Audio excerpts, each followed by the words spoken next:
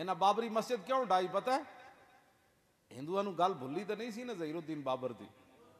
राणा सांगा नूं उन्हें शिकस्त दी, 10,000 का लश्कर सी। राणा सांगा जड़ा हिंदू सी उहदे नाल 80,000 का लश्कर सी। जो 80,000 के 10,000 का कोई मुकाबला तो नहीं। ज़हीरुद्दीन बाबर है जो अपने सवारी से सवार होया, उन्हें नजर पाई तो अपनी फौज को कहने लगा थोड़ी देर के बाद हम सब ने शहीद हो जाना है। फौज जड़ी बड़ी परेशान हो गई, तो फिर क्यादत तो क्यादत होती। वो कहने लगा जब मरना ही है तो जरा शान से मरना है। बस इतनी उन्हें गल की थी, 10,000 ने 80,000 को लम्मा पा दिता।